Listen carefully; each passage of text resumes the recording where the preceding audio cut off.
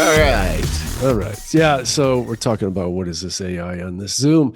So last week, did a guest spot with Mark Tennant again, and we talked about AI at the next level, and he went over all the different things that are available to us in a good episode, especially for somebody like me in my profession, but almost for everybody. There's just an awful lot out there available to us, and it's mind blowing. So don't even ask me to summarize it. Just listen to the episode because, frankly, I'm going to have to listen to it yet again, so that Yeah, I things can. are Yeah, so things I are could use it. accelerating technically fast here. I mean, this Unbelievable. really is. Well, welcome to Over 50 Starting Over, everyone. I'm Merle Garrison. And I'm Barry Edwards. Hey, that was awesome. Nice catch here. And on a beautiful February, whatever day, 9th, February 9th, it's beautiful here. Sunny, supposed to be 61. We had the worst January. We Yeah. went for the first half of the month was just this drizzle, like this mist. And us dog walkers, we still meet at the park anyway, standing there in rain garb, letting our dogs play in the mist. And then the second half of it was just so cold. And in Arizona, we were talking, it was like 40 degrees at some points Oh, and yeah. stuff. I mean, we got some. I can't complain over here, Barry. People get Mm. mad when I complain about the weather here in Phoenix. It's actually pretty darn good. But we did have some. I mean, I in January there was one day where it had rained, and when I got out to my car the next morning, there was a sheet of ice on my car. So that's the first time I've seen ice since I've been Wow. here. And we're surrounded by mountains, and there was snow on the mountain peaks, which was pretty cool to see. It was I bet it was. beautiful. Yeah. But Yeah. but yeah, I mean, it's winter time, and we're all experiencing some of it, but for the most part over here, it's been Oh, yeah. beautiful, you Yeah. know. Yeah. I couldn't do your summers, though. No, I It's don't pick think a your lot of poison. people could. Yeah. Yeah. Yeah, Yeah. it depends on you. If you're one of those people that always hated it, that first snow of the winter, and you're like, oh my God, you probably should move down here. But It's if pick your you poison, yeah, yeah, like because I my look at it. summertime is the winter time. I It's mean, very true. And I look at yeah, it like at least in the winter, I could put more clothes on. In the right. summer, you can only take off so many That's clothes, man. absolutely true. Yeah. And if you don't have a swimming pool out here, you are definitely dealing with a deficit. I remember when we were down there, I told you this recently. We were down there a few years ago for a wedding, and I took a bike ride. We were in a really nice resort. They had bikes and stuff. So I took a bike ride. I just wanted to get a feel for, what is it about out here? And it was close to where you live. And we were right on the edge of what is that? That's that city. It's a Is it well-known. Scottsdale? Yes, it was Scotts. Yep. It was right. Yeah. Yeah, we were Everyone right on goes the to border. Scottsdale. They love it there. And when I was riding my bike, and for the most part, I went along these railroad tracks, which is really awesome. They had these nice, I don't want to say paved, but really packed down paths right along. Yeah. And so Yeah. I could see all the roads on either side. It's about getting out of the sun. Everything Mhm. down there is canopies and what do you call umbrellas and things. It's Right. just all about getting out of the sun. I'm telling you, it makes the biggest difference too between. I mean, if the sun is shining on you, it is burning you. But if you're in the shade, it's semi bearable. Hmm. I say So semi. we go to Sarasota every year. We got 2 weeks. We're there again, and when we're there, it's usually in the mid 70s and sunny. And I mean, we're always very fortunate when we go. I got to tell you, man, anything above the mid 70s with that sun is so direct there. It's uncomfortable, even in the high 70s, low 80s. Not uncomfortable, but it's hot. And Yeah, and we go to yeah. the beach, we go early, and we're out of there by 1 in the afternoon because we just can't take it. And I'm talking about, end of February into March. That's peak time, prime time. Yeah, Think yeah. about what it's like there when it's in the 90s. Oh, Oh yeah, because you no got kidding. And humidity the too, humidity is a serious factor down there. and alligators. Yeah. Yeah. All right, buddy. Starting out here, I wanted to talk a bit about marriage. And Yeah. This is a scary subject. it's a scary subject. And it's like, Yeah. oh God, watch what you say, all of that kind of stuff. And Right. for that matter, Lisa and I've never been married. We've been together 15 years, but we just consider it, the same. Would you consider it I think it's called common law marriage? Like, hey, you guys have been together for 15 years. I mean, there is a thing called common law marriage. I hadn't heard about that in many, many years. Is that Yeah, they really don't still a talk about thing? that. I Yeah. don't know. I have no idea. So I don't know. It I does never sound thought so about it. old fashioned, right? Oh, It your does. common law marriage. Yeah, So yeah, yeah. So I taboo. don't know.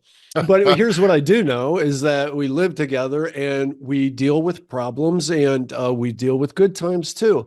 But dealing with problems has been quite a journey.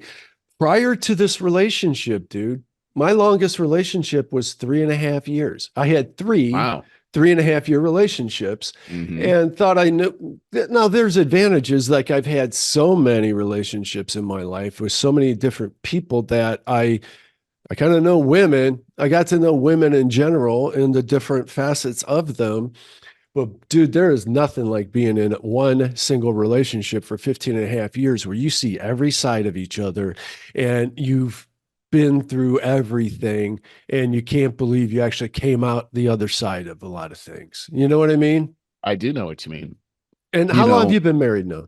God, Barry, why did that? I've been married for 22 you're years, you're I so think. in trouble right now. Why? Why did you do that? Well, I mean, I We can't got believe it. married in 2001. I know So do the math. it was 23 on the years. 1st of Mhm. September, and it was only a Uh, few days before September 11th happened. And so it was like we got married and it was so blissful. We actually eloped. And it was spectacular. And then a few days later, the entire world changed. And so we were dealing with oh, right. immediately in our marriage, we were dealing with this intensity. I mean, it was I just it was intense, and for a newlywed couple, I remember just it felt like the end of the world at that time. It really felt like Wow. the world was going to end or something. I mean, it seemed like that was the beginning of something terrible, and it was. But you just didn't know what was going to happen. And we lived near an Air Force base, and these jets were scrambling all the time right over top of us. And Wow. talk about adding stress to life for everybody, but Hmm. to a new marriage. I really believe that in many ways it helped us to deal with things in our marriage because once you deal with something like that, everything else seems kind of minor. Mm, Like that's a good point. everything kind of seems sort of like, hey, if you could deal with that, you could pretty much deal with anything. So That's a that really was good at the start of our marriage, and I got to tell you, we've been married for over 20 years, and the interesting thing, this is my second marriage. Still feel like a newlywed. I still wow. have those butterflies when I see her, and Oh my God. oh yeah, it's still it's actually miraculous for me. And it's not that it doesn't take work to have a relationship, because all relationship, even our relationship, takes work. I mean, Mm-hmm, hmm. we've had conflict in our relationship, and the cool thing about our relationship is we've been able to just wrestle it out. You can't really do that with your wife. Oh, that's so true. But you know what? We've had this conversation before, but it's worth mentioning. Forgiveness is everything.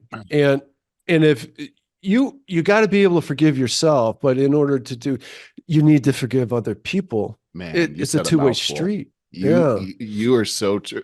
You know what's interesting about that for me in forgiveness is that I have to first look at myself and realize that I need a lot of forgiveness. Mm, You know what I mean? we Like, all and do. if I'm expecting forgiveness from my wife, then I need to look at myself first and realize that, hey, I need a lot of grace here. So how dare I not provide that same kind of grace for my wife that I really want and Mm, expect out of my mhm. relationship. You said a lot It's there. the golden rule, really. Yeah, Lisa and I had our first It half of is. our. I'm sorry. I think. Oh, you know what? I'm gonna have to tell you that I have had some. It says your internet connection's unstable. I've had some really tough times with since my new system. I had to put together a whole new system last week. My computer fried, which I'm still mourning because I had this beautiful 27-inch iMac that I had to throw in the garbage. 9 years Oh, though, so wow. Well, I guess it what do you did. It expect did. these It served its days, right? purpose. Yeah. Yeah. But I think I got to figure out. I also got new Norton utility security and stuff. And I think maybe it's interfering with my connection. So we'll see. If it gets really bad, maybe we'll have to go. We'll see. You were talking about forgiveness, and I was going to say that me and Lisa, we're very different and very much the same. We're two very, maybe opinionated, pig-headed for sure, people that we have had to learn how to forgive at a heightened level, and it's the most important thing. And in a lot of times, in a lot of ways, boy, I let things go, water off a duck's back that I never ever thought I could before. But she's different. She's different from me. She's different than most women that I've ever met. And I know that she doesn't mean a lot of things that she says. And Hmm. so there's that. This all came about, the subject matter came about because yesterday I got this really incredible Cleveland Clinic tip. And and there's something enlightening here. And it spoke to mine and Lisa's relationship a lot. Let me read it to you. It Okay. says, happy wife, happy life, question mark. The link between marriage and health is complicated, and that's good news. Most know these two extremes. People who are in stable, supportive marriages live longer and in better health than those in stressful, conflict-ridden marriages. Yeah, that's for sure. And but what a boy, I could speak to that. I don't want to go negative, but I've grown up with people that have had conflict ridden, unhealthy marriages, and I've seen people die early as a result, Mhm. is what Yeah. it is. Yeah. But what about us loving couples that are plagued with typical bickering and grumpiness as we've navigated life together for decades? It's us. Research shows that hanging in there may pay off. Over the course of 13 years, researchers tracked couples who had been married 15 to 35 years and found that as couples aged, they were more likely to interact with humor, tenderness, and acceptance, and less with negative behaviors like defensiveness and criticism. And I got to tell you, I got to pause right there. That just described mine and Lisa's marriage relationship completely. We laugh so much today, more than ever. I mean, if we had hidden cameras on us, people would never believe how stupid and silly we are together. That's And awesome. people would not believe it. Okay, so let me finish up. I'm almost done. Whatever is behind this positive trajectory is hopeful news for health and happiness during the golden years of marriage. Want to accelerate the process? This is good. Infuse your relationship with gratitude. Research shows that people tend to feel grateful when their partners are responsive to their needs, and that this can lead to a positive cycle of thoughtfulness and gratitude that can strengthen relationships. Get the ball rolling by tuning into your partner's needs and feelings and noticing the things he or she appreciates. Choose to pay attention to the positives rather than harping and squabbling on the differences. Then let the feelings of connection, love, and ease flourish. Got to tell you there. I'm done with that. I got to tell you there. Tuning into someone's needs so that you can feel the mutual feelings of gratitude is really, really important. And this, Lisa and I did relationship therapy for a while. And the best thing I learned about it was the 5 love languages. And I Mm. never heard of it before, never thought of it before, was unaware of it. Mhm. And it opened up my eyes. And a couple of weeks ago, a few episodes ago, the episode with Dr. Heather, we talked Yeah. about this, Yeah. and it Yeah. was really good, really good. Please go back and listen to it if you haven't. Um, what I learned, like for one, with Lisa, boy, she likes as a love language acts of service. I used to feel so taken advantage. She would just ask me to do so many things. You talk about a honey-do list. Oh my God. And then when I got started on it, she would keep adding to it as I'm doing it. But you know what?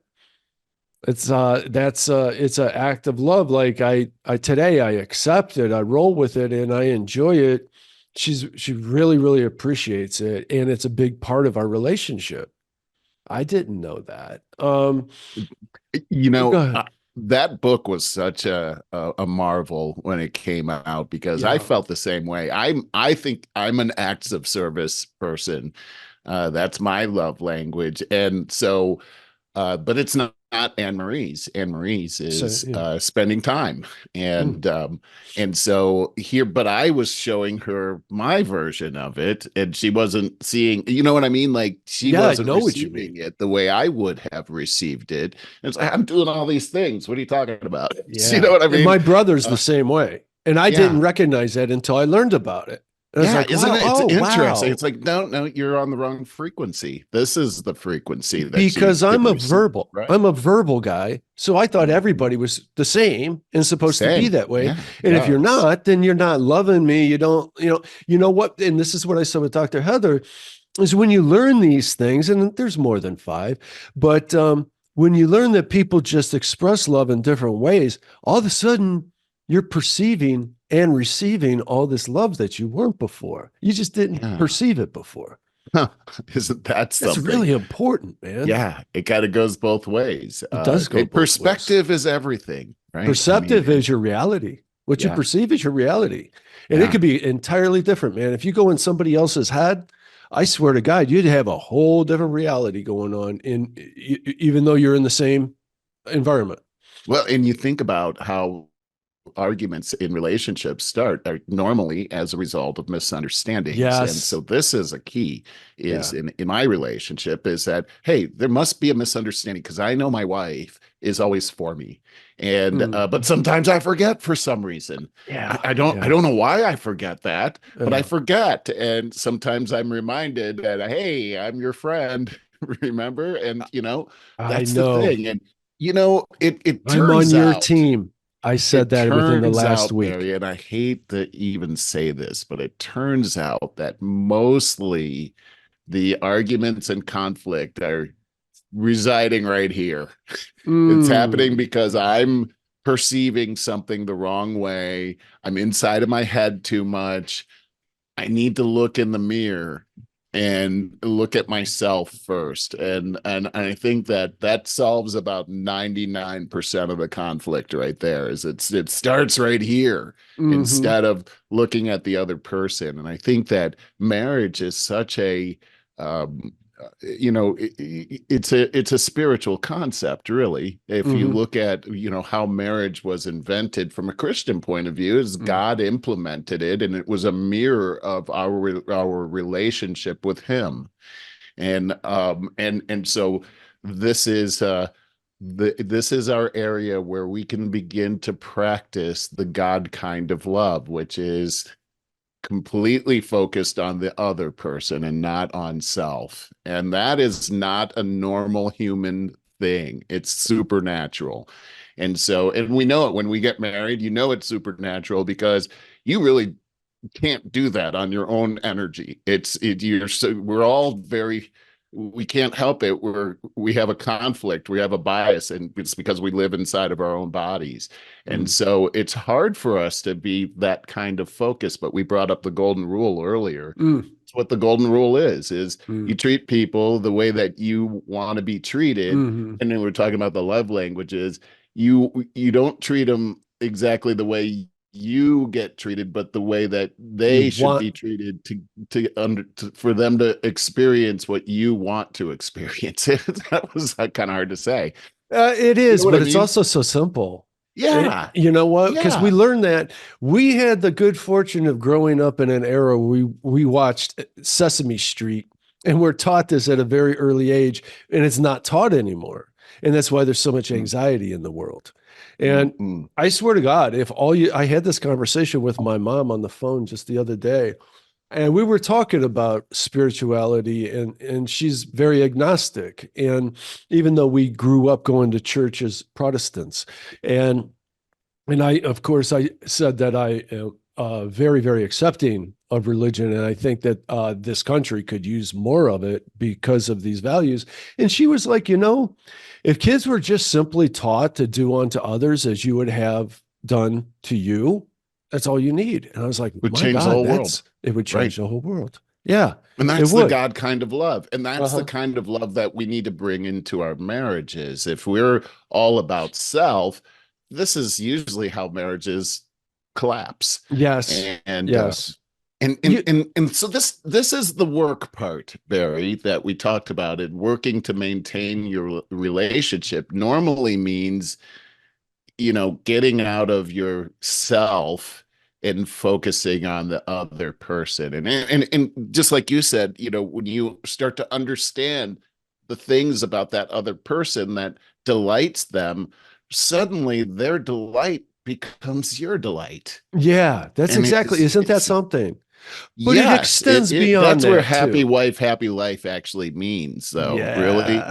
It's Yeah. like you start to realize that their happiness creates happiness in you. Yeah. But And it extends beyond that because we have a beautiful family, absolutely beautiful. And, but it's a more mature family, and meaning not many kids. And one thing that as you mature, you get to know that we're speaking to forgiveness, that you accept people for who they are, and forgive people for their shortcomings. And then when you do that, you receive it as well. And all of a sudden you're living in bliss with your family. It's really awesome. And yes, if you could extend that to your friends, that's even better. So if you live in that, if you extend that love, you'll receive more love, and therefore be more happy. So something we discussed before is that if you ever find yourself needing counseling, some therapy or something, one of the first things they're going to tell you is do something for someone. Pick up the phone, help, and make someone happy. Go help an old lady across the street, bring someone's groceries in for them. Do something for other people. Get out of your own freaking head. Stop thinking about yourself and start thinking and doing for others, and you'll be a lot happier. mm, mm. And That's so that back was to marriage. great. Yeah. Back to marriage. So if you forgive and you do things for your loved one, and you know what, man, there's just times when we're stressed out, we haven't been sleeping well, we don't feel good. Maybe you're a little sick. So, you could be in a long, prolonged period of discomfort, mental discomfort, because of what is going on in your life, and it's really hard to stay in a place of love, forgiveness, and gratitude at those moments. So I think that's a time when you got to take better care of yourself so that you can get back to a place. What does it take to get you in a place of gratitude is really what the question is. Well, Yeah. sometimes you got to stir it up, right? I mean, sometimes you have Yeah. to Yeah. like just start to Take think a leap. about, yeah, and just, we are in control of what we think about, and Personal responsibility. we can change how we're thinking about things, and we can start to think about the things that we love the most about our spouse, or Mm. how we fell in love, or maybe that look that they give you that like I said, gives you the butterflies, or Yeah. whatever, Yeah. is you focus on that kind of thing, and you're right back to where you were before. And here's another one too. There's an old saying not to go to bed angry with each other, We do that a lot, though. and I do think that that is a thing that should not happen. I think that, personally, this is my thing, is I can't stand when I have something in my head that's just Mm. festering. I Mm. gotta put that out in the light. And Mm. I don't think everybody's like this, but I Nope. am. I cannot keep, I wear my emotions on my sleeve, so I can't keep stuff inside. I just have to, let's throw it out. We have to work this out, and then move on, because I can't move on. And Mm. so therefore I'm not carrying around a whole bunch of baggage. I'm one of those guys when I go to the just this whole thing about keeping things inside and bottling it up.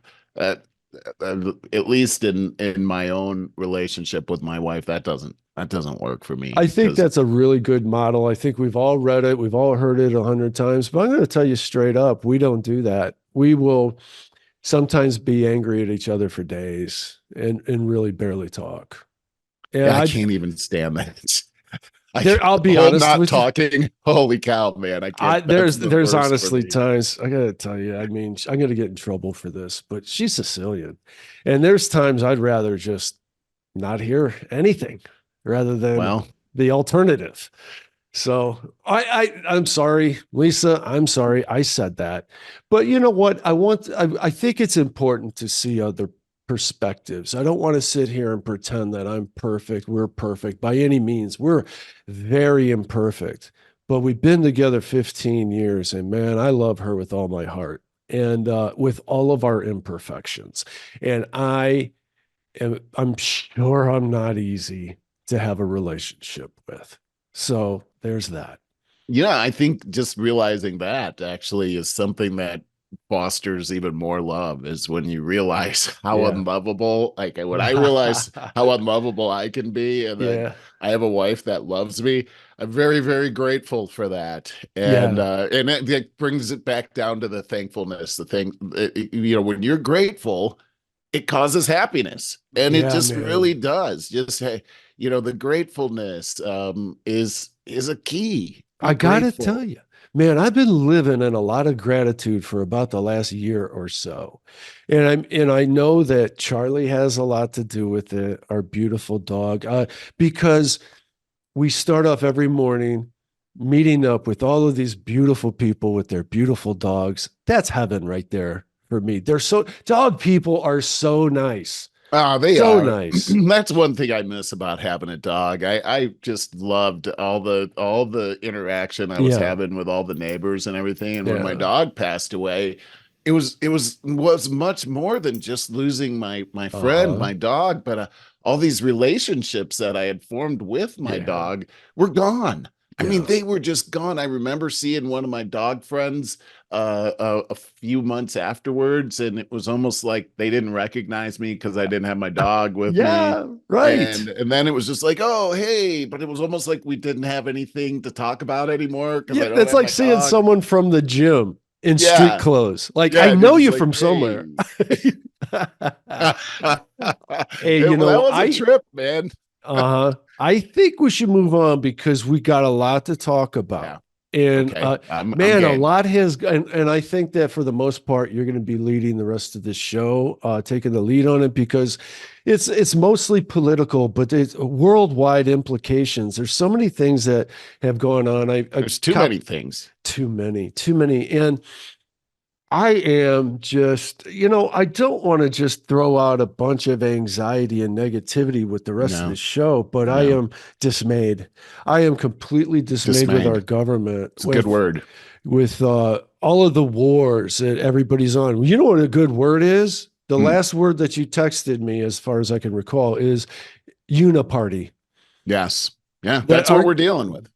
Yeah, and I copied this headline down. House vote to impeach Mayorkas fails in stunning defeat for Republican leaders. And it's like Mayorkas, his impeachment, the exact charges, but Homeland Security, the border, the illegal aliens, the alien invasion coming through our border, it's beyond terrifying. Oh, and we wanted to, with that, discuss the Eric Weinstein, or that's his brother, Bret Weinstein. Bret Yeah. Weinstein. Those two brothers are genius. I mean, they're the smartest people in the world. Bret Weinstein is a biologist, an internationally renowned biologist who took it upon himself to go down to Panama to see how do you say that gap? What's it called? The Darien Gap. Yeah. And you might want to just start taking over here, but he went down there to see what was going on with this border for himself. And there's this Darien Gap that is like almost impenetrable. that all of these migrants by the thousands, hundreds of thousands have been crossing to come over. And it looks like they're building a freeway through it. Yeah, there's a lot to unpack there, Barry. This So is much. I said so much right there. Well, there's so much more too. This Yeah. is this was mind blowing to me. So Tucker Carlson did an interview with Bret Weinstein a couple of weeks ago. You could go on X and you could go to Tucker Carlson and you can pull up these interviews that he's doing. But this one was within the last few weeks. So Bret Weinstein is a biologist. Let me just stop right there. Barry, you seem to be familiar with Bret Mhm. Weinstein from Let me before give a bit of this. background on him. So I learned of Bret Weinstein through Jordan Peterson, and they have perfectly parallel paths. Bret Weinstein was a professor, I believe, in Seattle, at a university in Seattle. And this is like at the same time this happened to Jordan Peterson. Both considered themselves progressives back then. But there's just certain moral boundaries that they won't cross because they're really good, smart people. And with Weinstein at this university, they had a no white person day. All white people were not Mm. supposed to attend classes. And as a professor, he's like, oh, hell no, I'm not doing that. I would not follow that. That's obviously racist. And he got canceled for that. And like Jordan Wow. Peterson, he rose to international fame as a result. And his career path took a totally the same trajectory as Jordan Peterson ever since. So he's just really a moral compass for the rest of us in the anti-woke movement. So I guess that's a good way to put it. That is okay. Very good. I just learned some things there about him. So he's a biologist. He was invited to go down to this area called the Darien Gap by a man by the name of Michael Yan. And Michael Yan he's an ex-Green Beret. He's a world traveler. He's been embedded in the several wars, Iraq. He was in. I think he's been in Ukraine. He's been everywhere. This guy's been everywhere. He's seen everything. Mm-hmm. He's a pretty amazing guy. So he was sending these pictures up from the Darien Gap to Bret Weinstein, saying, "You got to come down here and check this out. You're going to be blown away, and you have to see this." So let's just go back to where is the Darien Gap? I'd heard of it a Panama. couple of times, but I hadn't actually seen it. But here's a picture of it. Yeah, Panama. You can see there's this road right here. Mm-hmm. It's this road actually goes all the way up to Alaska and down through South America, but it stops right here and then it picks up over here. So this is the gap. And here's the deal, Barry, is that it turns out that if you take a look at South America, in South America right now, there's a couple of countries. Let me see if I could pull this up. There's a couple of countries here that people can come into and they don't have to have a visa. So here in South America, you got Colombia here, you've got Venezuela here, here's Panama. But you can come into Ecuador without a visa, or you could come into this country called Suriname or Brazil. I never heard of And Suriname. I never had either, but it looks like it was French Guyana. You heard of the Guyana tragedy? Mm-hmm. That's in that same area of the world. And so people are coming in from all over the world right now to Mm-hmm. these countries, and they're coming across Colombia and over this Darien Gap in order to get into the United States.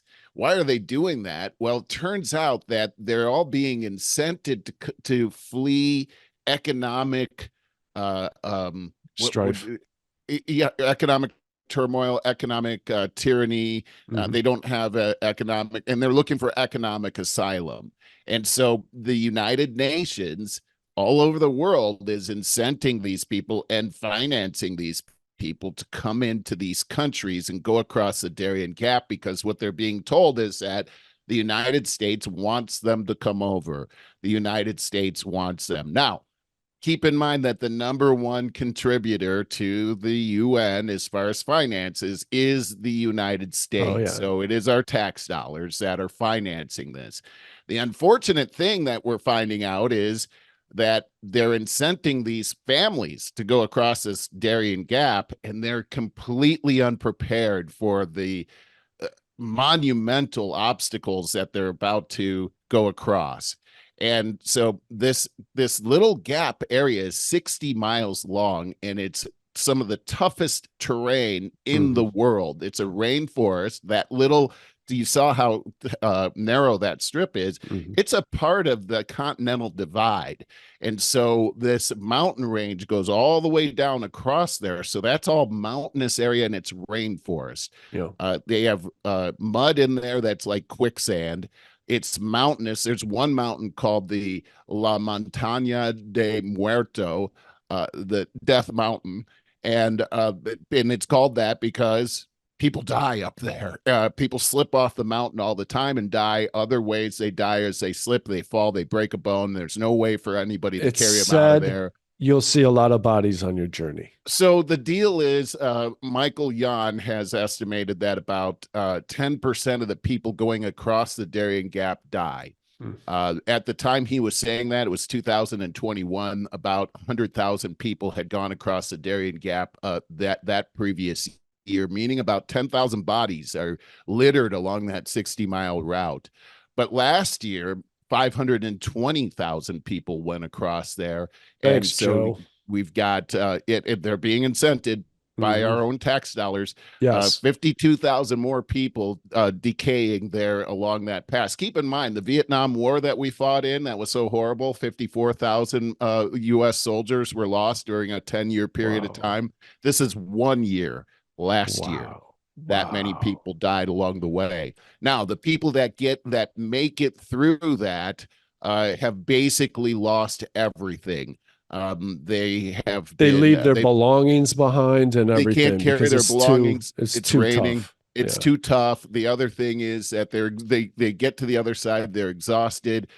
Typically, they've had everything that if they hadn't lost everything they owned by dropping it, they've had it stolen from them, because Mhm. there are marauding gangs there that are not only stealing, they're murdering, and most of the Raping. women that go through there have been raped. Yes. So that's the deal. And then on the other side of this is terrible. This is It's terrible.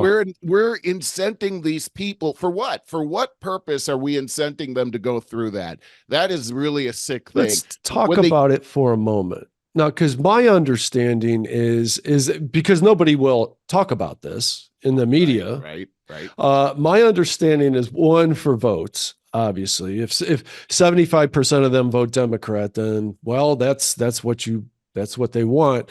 The other is I've heard economically that there's so many people in the US that won't do the jobs that they will do. And we have this aging population.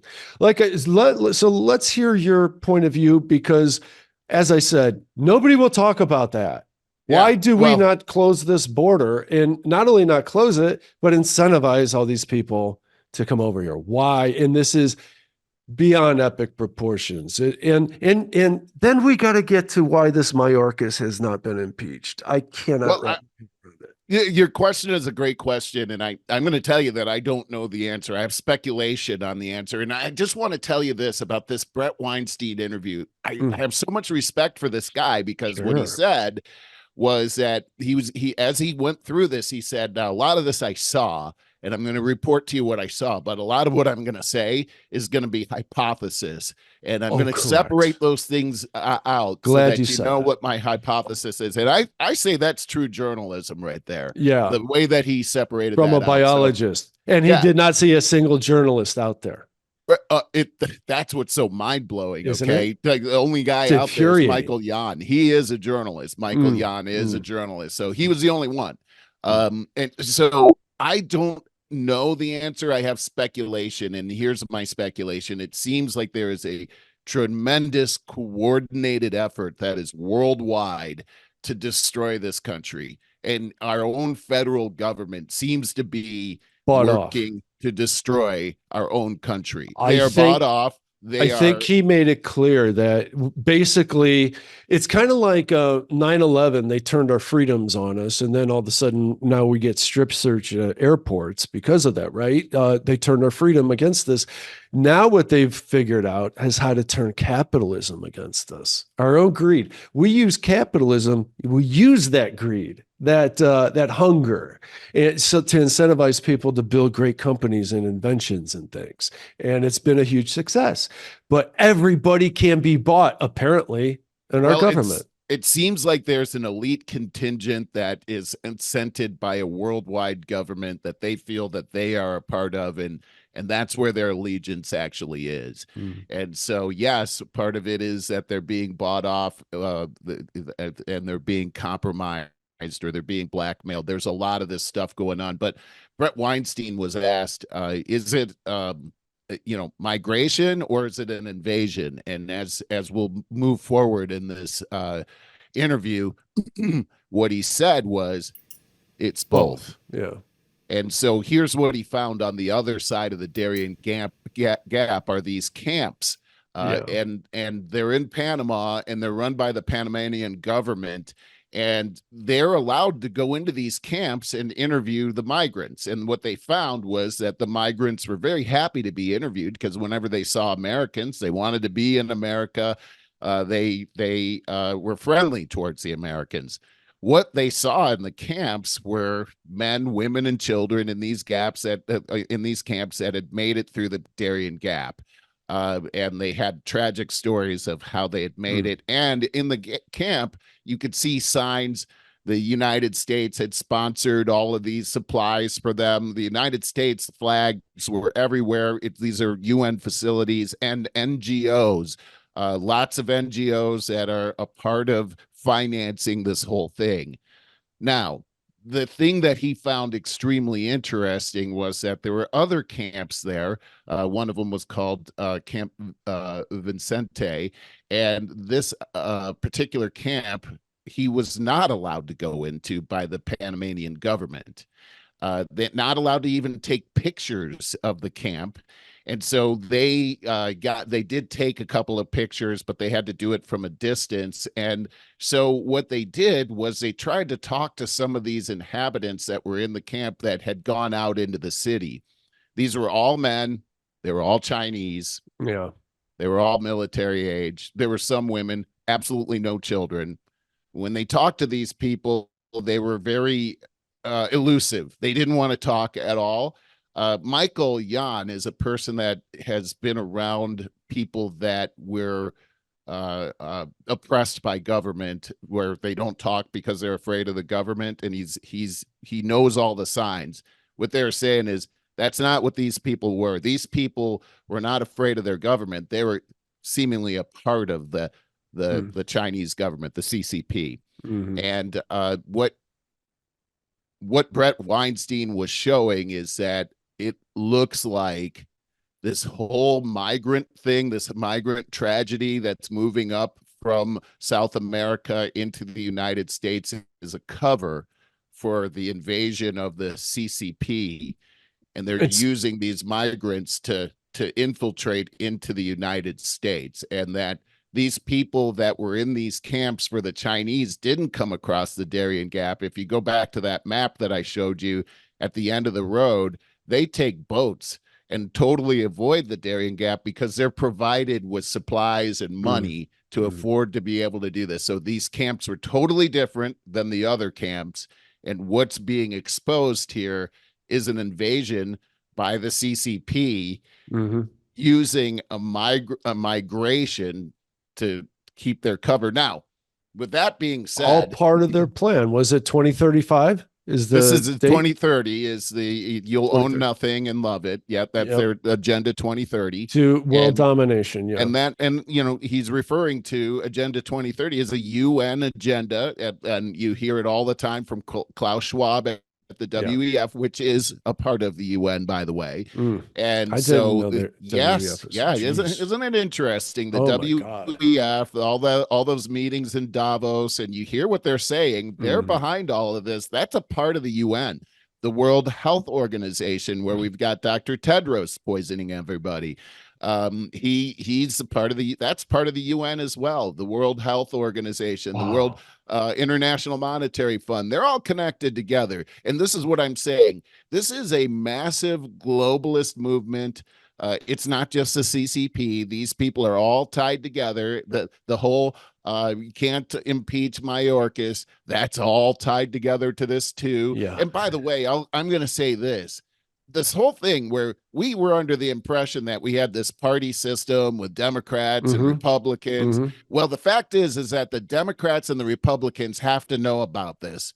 Congress is who finances the United Nations. That's Democrats and Republicans. They keep sending the money. They know that this is what the plan is. They have to know. There's no way they You and couldn't I know. know. They're a part of this. This Mm-hmm. is all. It's so surprise. We can't impeach Mayorkas. The two-party system is a sham. Mm-hmm. There's no two-party system. The Republicans and the Democrats are they're the same.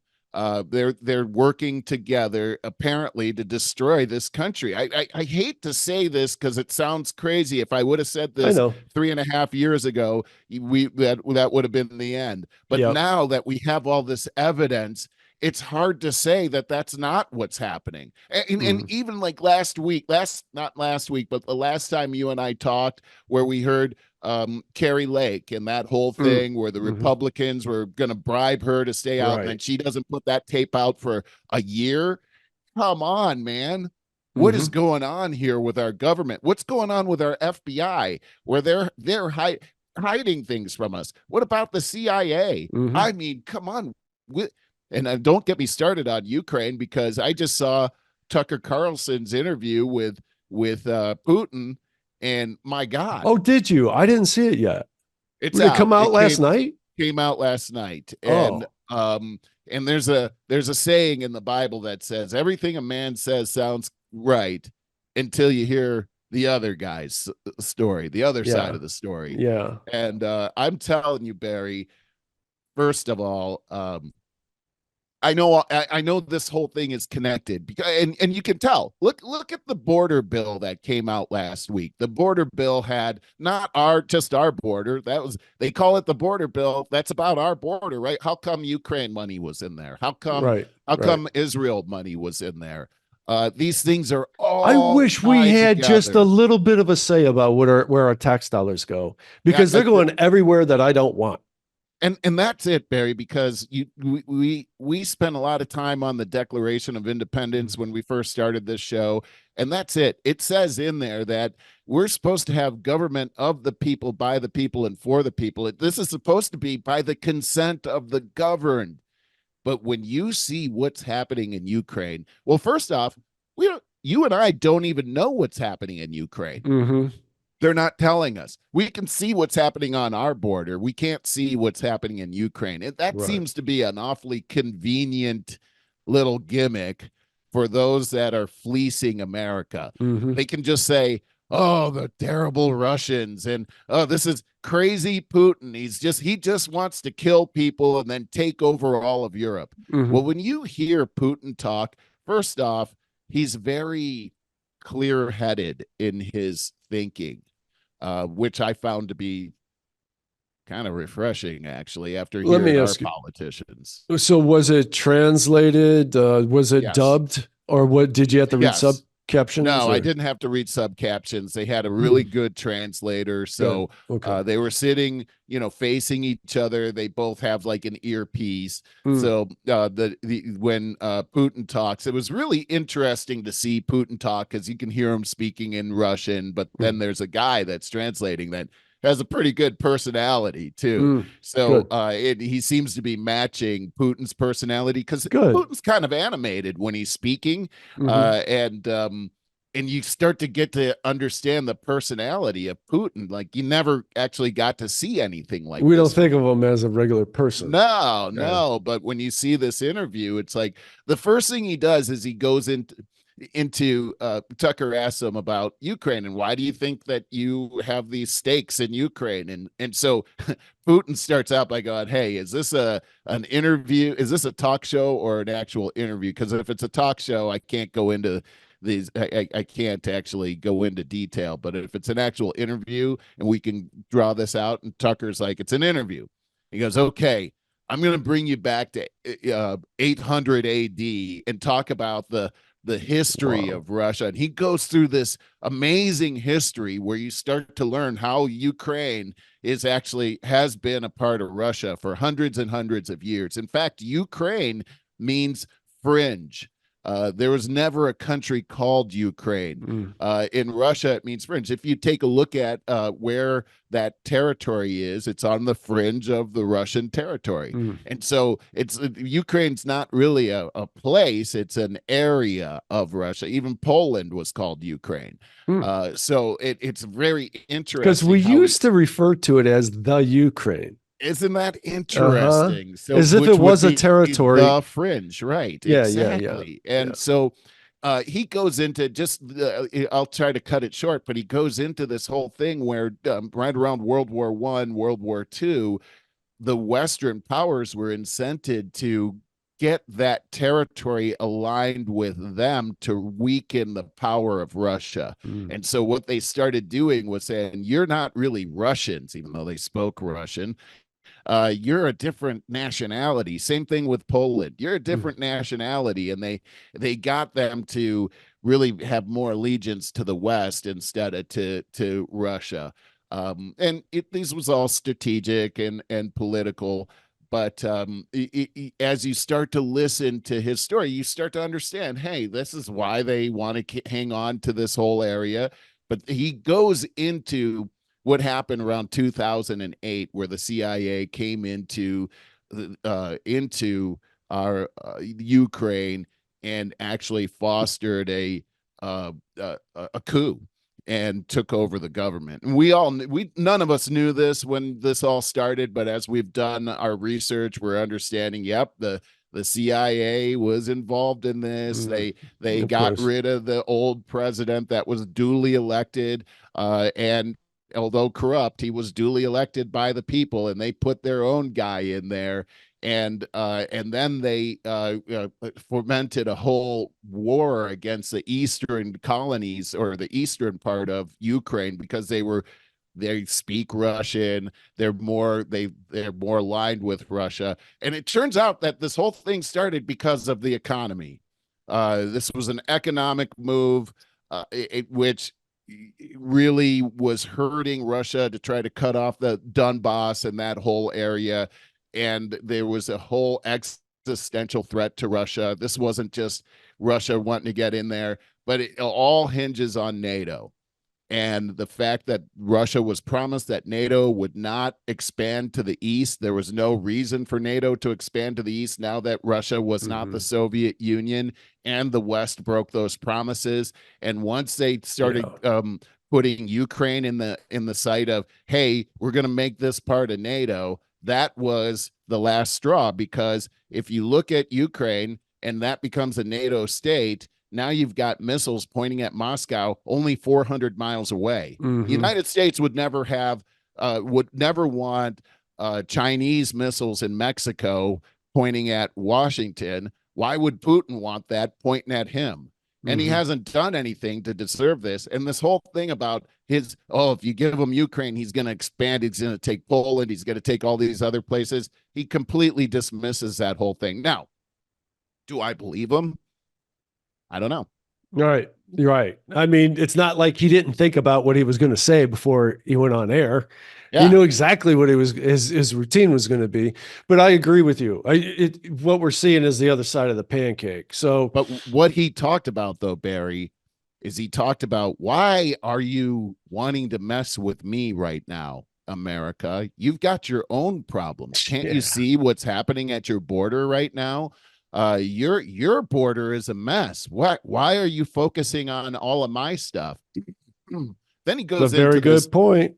then he goes into this whole explanation of how they had this whole agreement set up to avoid this whole war in the first place. And one of his stipulations was the denazification of Ukraine.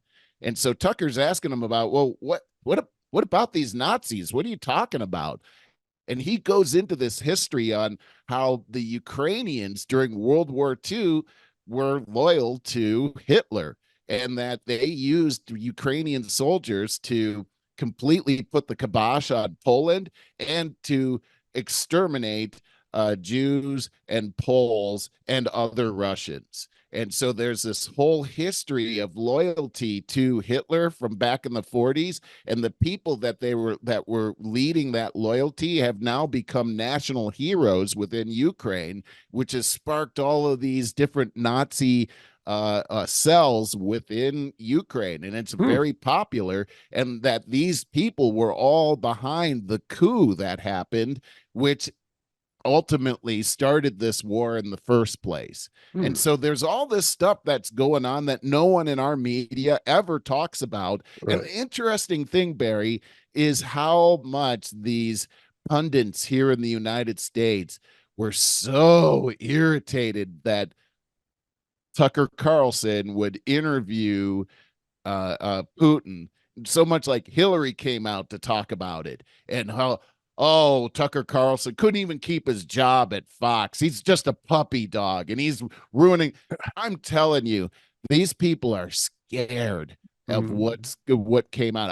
I would encourage everyone to watch that. Not that I'm endorsing Putin, but here's the fact is our government is hiding stuff from us, and even Putin's calling out how this is connected to even our southern border. How are these things connected? They're connected somehow. All of this, the Israel thing, the Ukraine thing, the border thing, the Chinese thing, our inflation thing, our supply chain thing, what's happening in Canada. He brings up, as he's talking about those Nazis in Ukraine, he talks about the how Zelensky, like how crazy it is that the president of Ukraine is Jewish, and yet he has all these things happening that are Nazi-like.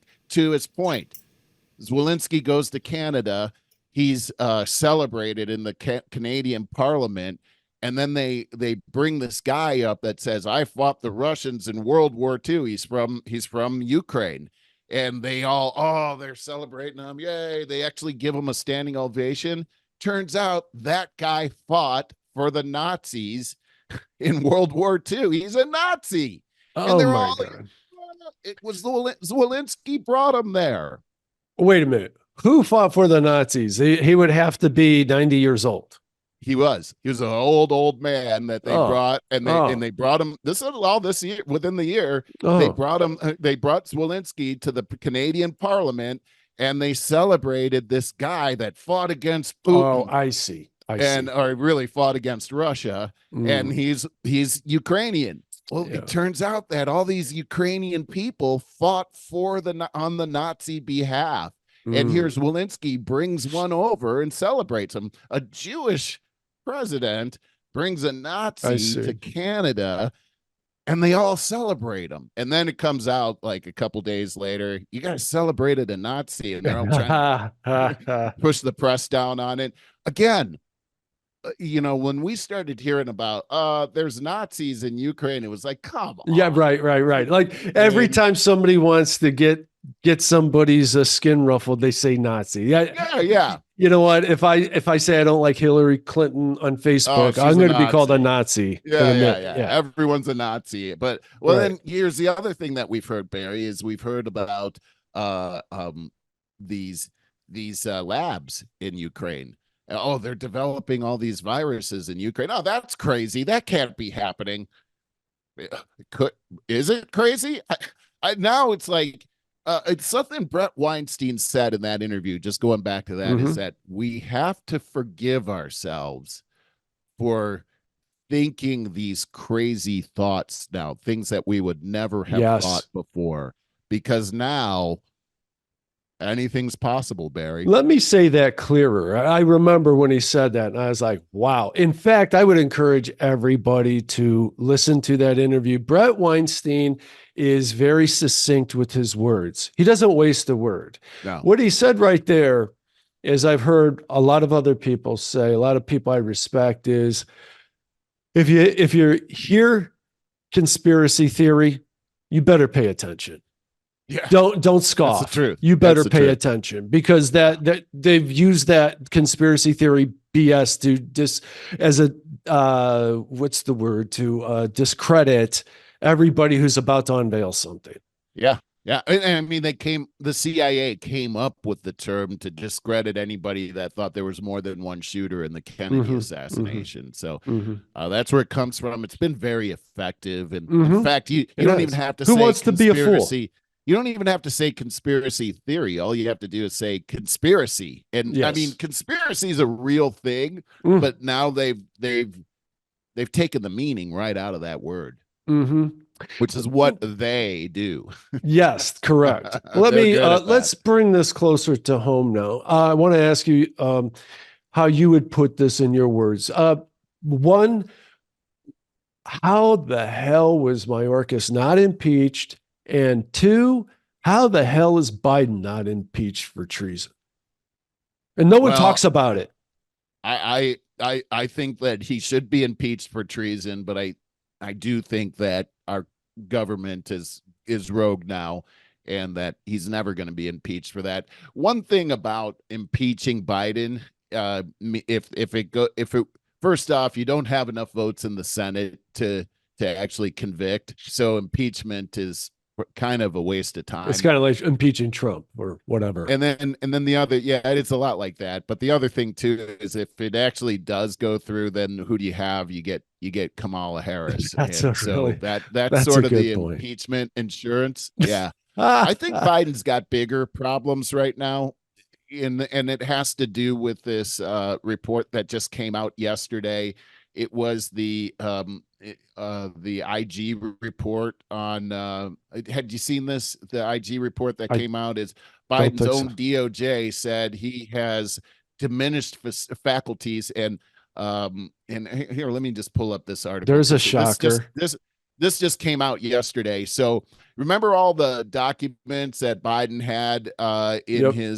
in his garage. Mm-hmm. Well, the investigator general, IG, is that what it's called? I think they were doing the research on this. This has been going on for a while. So the Department of Justice released its long-awaited investigation into Joe Biden's mishandling of classified documents Thursday, delivering a damning assessment of the president's diminished faculties and limited memory. Although the report did not recommend bringing charges against the 81-year-old, it provided a cascade of damaging findings about files found in Biden's garage, as well as the president's fitness for office. That's the crazy part here. Mm-hmm. We already know he had all those things in there. In interviews with investigators, Biden became muddled about the dates he was vice president, could not even remember the year in which his son Beau died. Oh my And God. it said his cavalier attitude to classified documents, such as his habit of reading sensitive files to a ghostwriter, posed a significant national security risk. Wow. Here's something that's just right out of the documents. It says for 8 years as vice president, including regularly in his home, finding classified documents at home less than a month after leaving office could have been an unremarkable and forgettable event. Notably, the classified Afghanistan documents did not come up again in Mr. Biden's dozens of hours of recorded conversations with the ghostwriter or in his book. And the place where the Afghanistan documents were eventually found in Mr. Biden's Delaware garage in a badly damaged box, surrounded by household items, suggests the documents might have been forgotten. In addition, Biden's memory was significantly limited, both during his recorded interviews with the ghostwriter in 2017 and in his interview with our office in 23, and his cooperation with our investigation, including by reporting to the government that the Afghan documents were in his Delaware garage, will likely convince some jurors that he made an innocent mistake rather than acting willfully. This is with intent to break the law, as the statute requires. It goes on to say that they were stored.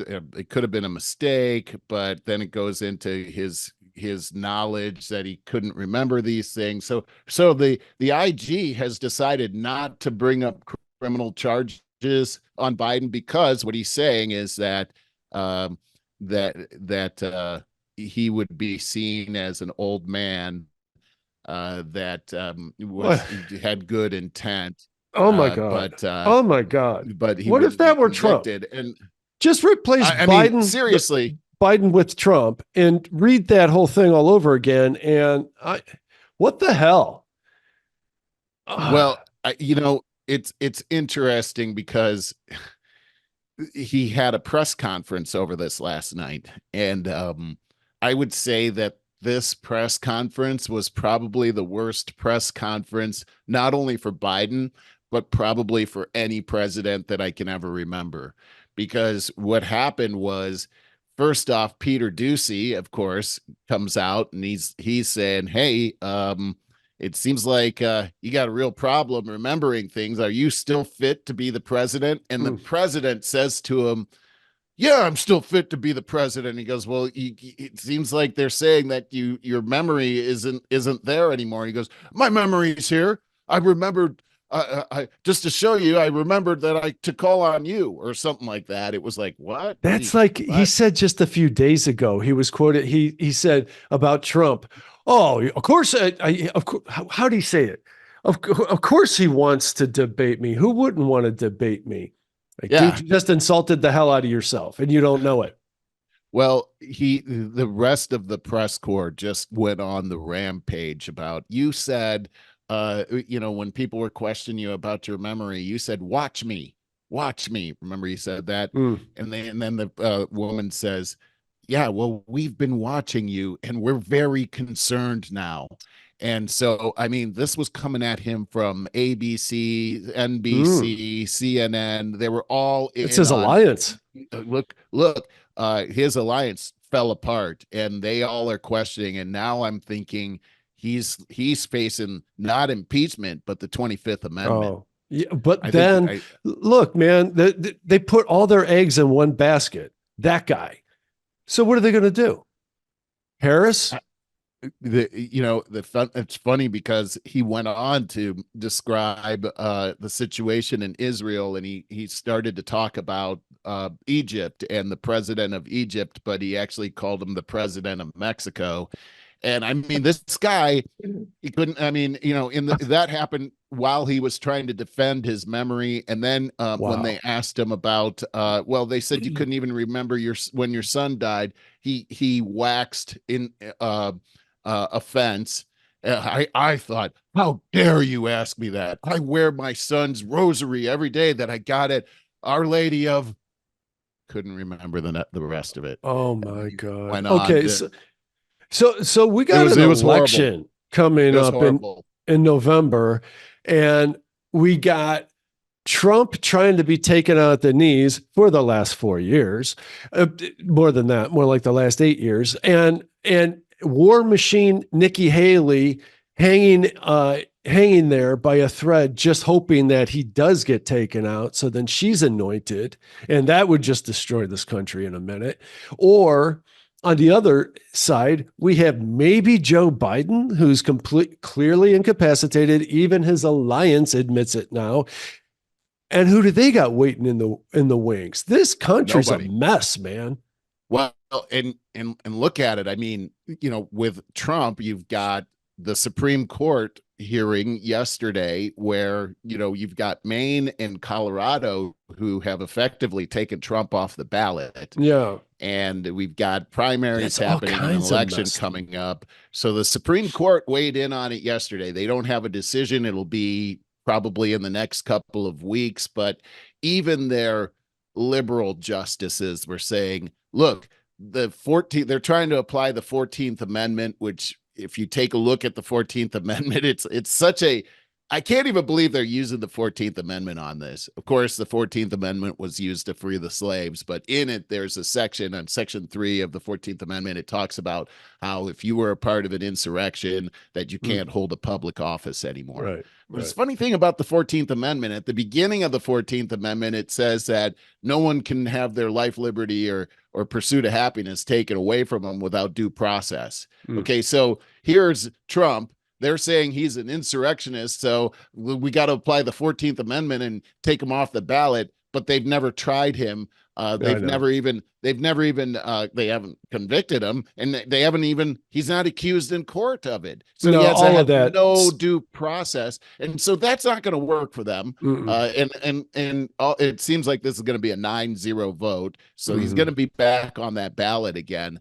But this whole thing seems to be falling apart when you take a look at the IG coming back and saying, well, we can't charge Joe Biden for having all these documents, same kind of documents that Trump had, although it was under lock and key, not in Yeah, his garage. right. Uh, I mean, it looks like if you don't drop all of the charges you have against Trump, then it's so clearly a double standard in our justice system that we might as well just pack it in and give up. Well, it has been all this time. I know that RFK Jr. doesn't get much press as of lately, but I think as of now, I'll be voting for him. I don't see a lot of other options. I mean, Trump, Trump is almost going to be a shoe-in. I mean, I don't know, all of this discombobulation going on. I don't know what they're going to try next and if they're going to be successful. But I think they're almost, they don't know it, but they're almost anointing him because of the corruption. And everybody sees it and everyone's sick of it. Yeah, it's interesting. I like RFK Jr. a lot, actually. Interestingly, he came out with something this week. RFK Jr. exposes Joe Biden's racist past in viral Black History Month post. Yeah. And I looked at this, and first off, I'm not a fan of Black History Month. I think Black history is American history, and I don't want to be coddled like that any Uh-huh. longer. I hate Uh-huh. that. Um, and so I personally want to be an American, not a Black American. Oh, I hear you, man. why don't they call it African American history? I'm so insulted now. Anyway, so you just off the and always make sure that you initial cap black when you're using yeah, it. what is that about? Like, It, that's like ridiculous. it is ridiculous, And it'll man. be right next to black and white, and black is capitalized and Yeah. white is not, and it's crazy. But here RFK Jr. puts this out. He says Biden authored the 94 crime bill, which led to massive incarceration of Black people. He said, if you don't vote for him, then you ain't Black. He Mhm. extended penalties for people under 21 charged with selling marijuana. He endorsed segregationalist senators, and he opposed busing because he didn't want his kids to grow up in a racial jungle. And then Oh after my that, God. there's all of these videos of just clips of just go on and on and on of racist things that he says, and I it's know. like they just come out of his mouth, and he doesn't even realize that they're I coming out of know. his I mouth. know. I know. Well, the It's fact obvious. is that this is finally having an impact on the Black vote.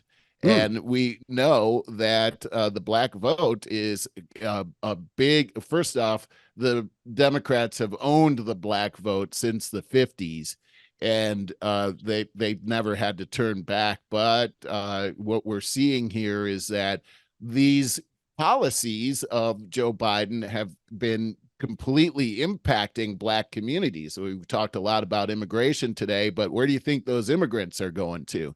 They're all going into those neighborhoods where Black people live, and so now what we're looking at is that I can't find the article. Oh, here it is. New poll saying Democrats are losing support amongst Black and Hispanic voters, and it's because of these policies that are impacting them. The inflation is too high; they can't afford to buy the things that they need any longer, and their neighborhoods have been destroyed over the years, and they've got a homeless problem, and they've got illegal immigrants that are competing for their jobs. The Democrat Party's advantage over Republicans with Black and Hispanic adults shrunk by nearly 20 points over the last 3 years, according to a new Gallup poll. The poll found the difference between the share of Black adults who identify as Democrat or less lean Democrat versus the share that identifies as Republican or lean Republican decreased from 66% in 2020 to 47% in 23, lowest level recorded since Gallup began tracking those numbers. And it goes on, but the fact is as you take a look at the margins of the presidential victory, Biden over Trump, it was very narrow.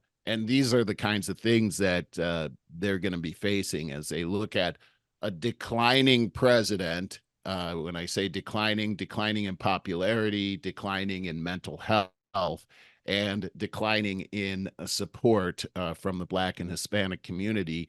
They have, and looking at the 25th Amendment, man, and all now he's fighting with the press. I mean, go back and look at that press conference from yesterday. That's stunning. Never seen it before. I'll Never have seen to it. look at that. I can't believe that he even wants to be reelected. You Yeah, know? it's a funny thing. They asked him that in the press conference yesterday, and they said, "Well, why would you've said that there are plenty of competent Democrats that could do this? Why do you have to do this?" And he said it was to finish the job that he started. Oh God, can't let him do that. No, thank you. Yeah. I tell What? you what a terrible campaign night for Joe Biden, and a Oh, terrible week, really, for American government in general. I'm just dismayed with the media, of course. I mean, who's not? But they're always trying to tell us that we're supposed to like think this economy is good. Like, how on earth can you wrap up that and sell it to us? You know, it's one of those things where you think, the nerve of you telling me that. Mm-hmm, I mm-hmm. mean, you would think that would be a very insulting thing to say, because That's I how I mean, feel. we all go to the grocery store and we're shocked at how much just those few groceries cost now, and Yes. you're like, how are we going to do this? And how's anybody else doing this? And then they tell you, oh, it's the best economy ever. And I Yeah. saw an interview, and I can't remember who it was. It was somebody that was trying to say, "Oh, it's the best economy ever," and this news person was challenging that and saying, "Well, why would you say that?" Well, because inflation has dropped down to blah blah blah, and the They answer got was these yes, twisted yes, talking points. Yeah. inflation has dropped, so it's meaning that it's not going up and up and up anymore, but those Mm, prices have not come down. right. So you can talk about how inflation, oh, we've stagnated inflation. Yeah, but we're still paying like 5 times more at the grocery Mm-hmm. store than we were 3 years ago. So Mm. we don't care if inflation isn't going up anymore. When's it going to go back to the prices we can afford? I mean, we're You just can't getting talk to these people. look, we're just getting a snow job from them every single time. Every single thing we ask, we get a snow job. And you know what's also insulting is when the president comes out and he won't take questions. Are you Yeah. kidding me? That just shows right there that you're not being honest with us. You're going to Right. throw your propaganda out there and walk away without us questioning it. That's Mm-hmm. so un-American. Everything is un-American right now. It just it's not the country that we grew up to love and be proud of. I You agree. know, It is no longer that. And it's and awful. it's also it's something I think about a lot is when exactly did we lose that? I mean, did we lose it long before and we just didn't know it? I'm coming Mm-hmm. to that realization. Well, it's kind of obvious. You could just kind of go backwards. Like we only just 3 years ago realized that our schools were being taught by these woke what communists Right. basically, and Yeah. so they were already being groomed 20 years prior. You Yeah. know, Yeah. now they're teaching our kids. So the rug got pulled out from underneath of us slowly, Yeah. but surely and deliberately 20 plus years ago, 25 years ago, it really began. And I don't even, it's mind blowing. Like this whole podcast talking about the Darien Gap and the border crisis and all of this. Remember 3 years ago when we weren't allowed to say border crisis? Remember that? Yeah. Yeah. No kidding. I Yeah. mean, And Barry, it's such a crazy thing. This let's see here. I got something. Just going back to that whole crisis, border crisis thing. Uh, we what's I'm trying to bring up an article here. Um, here in Arizona, we have got an unbelievable situation that's happening at our border right now, where these I people bet. are coming across. And what was the guy, Project Veritas, James O'Keefe, did and he's still out there, even though he's not with Project Veritas anymore. He's still out there doing his thing, and he exposes this hotel here here in Arizona, in the Tucson area. And what he does is he goes undercover, and he dresses up as a homeless person, and he goes to this Ramada Inn that's next to the Tucson airport, and he also has people going in there undercover. So he's dressed up as a homeless person, and this whole hotel is cordoned off. He can't get to it, and he's asking the police why, and they're just telling him, get out of here.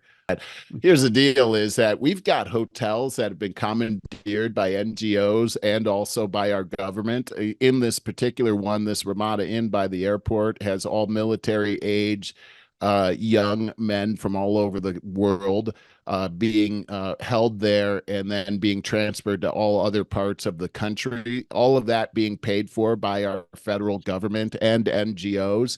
The police, the sheriff department down in Pima County, which is on the border, was protecting it and would not volunteer any information. As busloads of people came in, James O'Keefe was asking the sheriff, "Hey, what are those people? Who are?" And I don't know. I have no idea. He wouldn't even look at them. We're getting totally stonewalled on what's happening at our border right now. You take a Mm. look at that border bill, and it's like, if you look at the details of that border bill that came out, this isn't going to stop immigration, illegal immigration. It's going to expand it dramatically, and they're all in on this. Well, what I would This one speculate. last thing I'll say is one of the NGOs was Catholic Charities. Catholic Charities is purchasing all the airline tickets for these individuals in here and sending them all over the country. Why would the Catholic Church do that?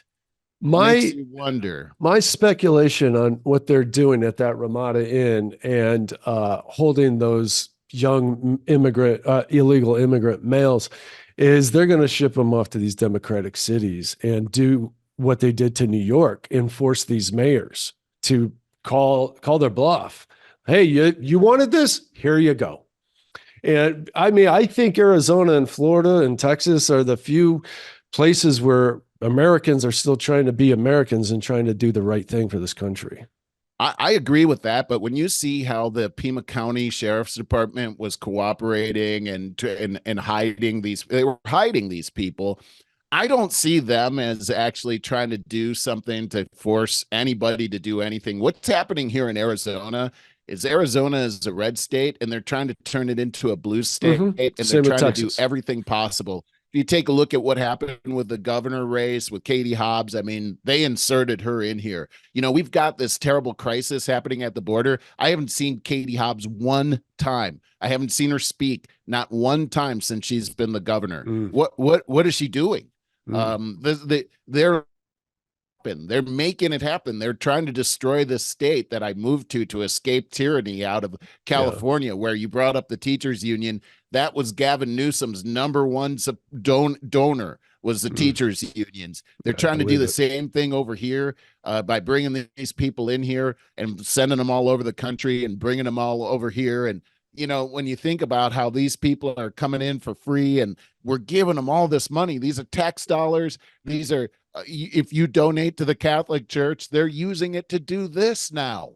Mm, What I mean, they're using our hard work against us. This is yeah. diabolical, Barry. Yeah, I hear you. Well, with that, we started off this conversation. I was like, God, I hope we don't go too dark and everything with it. And it has been. It's been really. I think we use the word dismayed. Dismaying. Dismayed. That is Yeah, the word. Yeah. it is. So I am going to have to go here real soon, and Yeah, me I too. wanted to see if you had any thoughts on or anything about the Super Bowl Sunday. And do you care? I don't. I'm I know you were trying to turn this into positive. But I have to say that I feel like everything we talked about the NFL is completely all about it. Uh, And I hate that that I feel that way. I used to really love the NFL. Now I wish that they could take the N out of the NFL because it doesn't seem like they're for the country anymore. I don't like the whole Taylor Swift thing. I'm jaded by the NFL, so I probably don't have a good opinion, but I used to love that. I love football, but I hate what they've done. hmm. Well, I don't like the pageantry of the Super Bowl. It just brings out all the people who actually want to watch commercials and a fake halftime show. There hasn't been a real live performance in God knows how long. I think since Prince, maybe 10 plus years ago, Yeah, more than that. yeah. So I will skip all that, but I like the game. Generally, I like the game. More often than not, it's not a good game. But it's a good matchup between San Francisco and Kansas City. And I know the Taylor Swift thing. I think she seems like a really sweet person. I don't have any negative things to say about her, other than, my God, she just never saw a camera she didn't love. She does love that spotlight, which is fine. Like I said, she seems like a sweet person. But I'll say this about Travis Kelce. Everybody on that football field knows the ball's going to him, and yet he still gets open. Like, I know you don't really watch, so that's Well, that's kind of amazing right there. it's really amazing. I mean, he's a Hall of Famer. You're watching him at his peak, right now, and he's amazing. So there's that. I mean, Kansas City, I just really respect the team. But having said that, I'd like to see San Francisco win because I like to see something new. Kansas City's had their time. Yeah. So I wish that I could get into it, but I just can't anymore. I just can't. But I love that there's something that brings Americans together still. That I think there needs to be more of that kind of thing. We are so disunified as a country. I think that sports can really bring people together. I think that's important still. As silly as that is. Yeah. I mean, it is. I do think that part is important, but I do. My thing is all the politics that are into football, and I don't have anything against Taylor Swift personally. Like, more power to her, but I do see that she was used, I guess, to save the NFL and bring NFL never needed saving. They're super popular. I think they were bringing in more people that wouldn't have watched before. I think that's what's happening with Taylor, and to me it just turned it into something that's not really football. It's more of a soap opera kind of thing, and that brings in a tremendous audience. I'm just not interested in it. Nah, I hear you, and it's like baseball. I used to enjoy baseball back when the Indians were good in the 90s and stuff. But me too. Times that was change. Awesome. Oh, wasn't it? Times changed though, and I swear to God, I could never sit through a baseball game because it's so slow. But I heard, like in the last couple of years, they sped up the game. They changed the rules, so they sped it up considerably. Yeah, they did change some rules. A little late for a lot of people. I think it might be too late for me, but I'm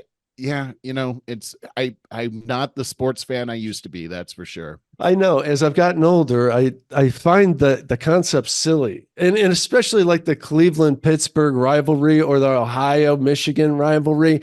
It's like you're grown people that are getting all emotional about other people playing a game. That's bizarre. Think about it. It's just really bizarre. It's kind of childish when you think it's super childish. Yeah. But if you see it as entertainment, and I do. And I like that part. The thing I like about the Super Bowl is Super Bowl parties and bringing people together, having some really good food together and everything. I mean, that is American, and I like that. Yeah. So I'm a little the opposite on it because I like the game so much that I'm bothered by all those people that are talking and having a good time. That's the same thing. Like when I was into it, it was like, okay, the game's back on and nobody would be quiet. It's like, what are you doing? No, they get quiet when the commercials come on. Yeah, right. Oh, there's a commercial on. It's Oh, like, those do Clydesdales. you even, yeah, do you even remember the Budweiser frogs?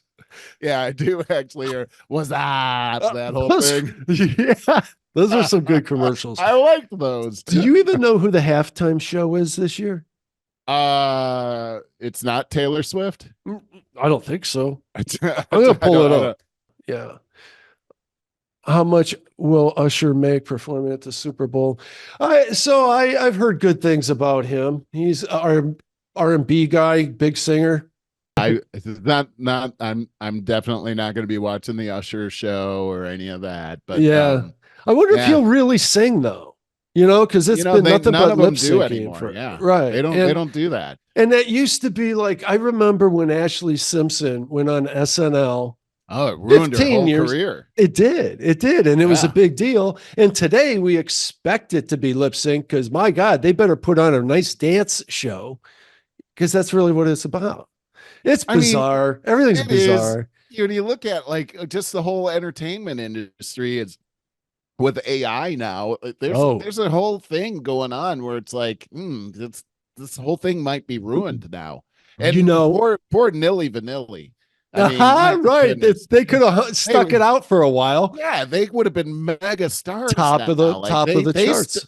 yeah, and everyone copied off of them. They made fun of them, and then they all did it. I like to watch YouTube shorts. I get caught up in those, and dude, all the time I'm seeing these fake Joe Rogan posts. It looks like he's doing a podcast like we are talking about something, and then but a word or two will be mispronounced, and then you look at the comments, and everybody's like AI, AI. It's his voice saying things that he's never said and and they usually put words over his mouth so you can't tell, you know. Yes. And but it's so fake, and I don't know how they're getting away with it. We were getting censored for saying COVID a few years ago. Now you got people making up Yeah. whole reels like this that are. He should be suing whoever is behind that. He should be suing YouTube for that matter, for Yeah. allowing his I likeness to be heard used. George Carlin. There was a deep fake George Carlin that came out where George Carlin does this whole concert, a whole new concert, and it became viral. And the George Carlin Wow. family is suing the people that put that out there for Yeah, using the Carlin sure. name Sure. without permission and putting that out there. But I mean, really, when you look at that, I mean that's our trademark is our self Mhm. and our there's privacy protections all around that kind of stuff. These things should be prosecuted to the highest. These deep fakes where they're showing Mhm. celebrities Mhm. in pornography where it's Mhm. not really Mhm. them. I mean, these people should be taken to the furthest extent of the law on Yeah. that. That You is know that terrible. Bruce Willis sold his rights purposely. Like, Did he? I don't remember who bought it, but you're going to be seeing movies in the future starring Bruce Willis, and it's going to be AI. And he sold the rights to it. Wow. Isn't So that something? think about the implications of that. Like no more use for actors whatsoever. Oh, I knew that was coming. Yeah. Yeah. And you look at the music industry and that's ruined That because is. you could not only can you come up with new material, but you could have your performer perform it and they're not really performing it. I mean, Right. We're think we're about that. dude, we're facing the Matrix real soon. Real soon. Yeah. I mean, we're there, man. I mean, we're on the Yeah. goal line. And when you take a look Yeah. at Meta and what they're all about and Mm-hmm. everything, this Mm-hmm. is we're in the Did future. I know I keep trying to go. I do have to No, go, but I right? had Yeah, to me say, too. did you ever see, and I don't want to take the time to pull it up, but did you ever see what's called Unreal Engine? No. Okay, you could pull up a YouTube video and it's not finding my particular screen. So whatever, but you can look it up and it's super, super realistic. Like I said, you get swing around the city like Spider-Man. So of course they're used in video games or whatever, but just telling you, man, we're about a week away from being able to plug right into it. Our Wow. minds, you know? Wow. Yeah. Yeah. No, I see it. I see what's going on too, Barry. Yeah. It's quite a thing. So I guess we just stay tuned to see what happens next, man. But Right. I'm going to have to we're do a living in a little whole bit of different world. editing on towards the end of this show because we were kind of Yeah. all over the place, wasted some time. Yeah. With that, I do have to go, buddy. All right, man. This was a great show, and I had fun. a great time. Tell everybody how they can find us and all that kind of stuff. Right. Thank you. Over50startingover.com. Sign up for our email list there. Get all this to your email box as it happens.